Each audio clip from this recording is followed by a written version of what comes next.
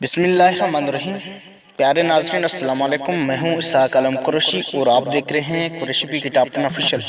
ایک مرتبہ حضرت موسیٰ علیہ السلام نے اللہ تعالیٰ سے سوال کیا، یا اللہ تو لوگوں کو پیدا کرتا ہے اور پھر مار دیتا ہے، اس میں تیری حکمت کیا ہے؟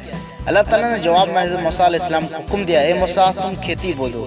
حضرت موسیٰ علیہ السلام نے اللہ تعالیٰ کے حکم پر کھیتی بو دی۔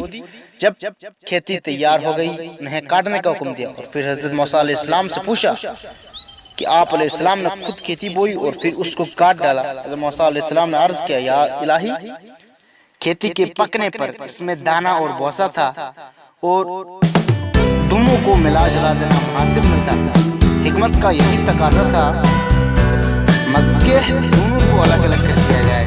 اللہ تعالیٰ نے پوچھا، اے موسیٰ یہ عقل تم نے کہاں سے حاصل کی؟ حضرت موسیٰ علیہ السلام نے اللہ تعالیٰ سے کہا، یا الہی یہ دانش اور عقل آپ کی عطا کردہ ہے۔ اللہ تعالیٰ نے فرمایا، اے موسیٰ یہ دانش پھر مجھ میں کیوں نہ ہوگی؟ دیکھو انسانوں کی روحیں دو قسم کی ہوتی ہیں، ایک پاک اور ایک ناپاک۔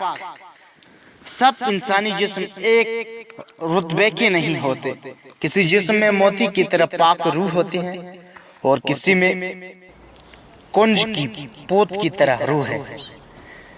ان دونوں روحوں کو بھی اسی طرح ایک دوسرے سے علیحدہ کرنا مناسب ہے، جس طرح گندم کو بوسے سے الگ کر دیا جائے تاکہ نیک روحیں جنت میں جائیں اور بری روحیں دوزخ میں چلی جائیں۔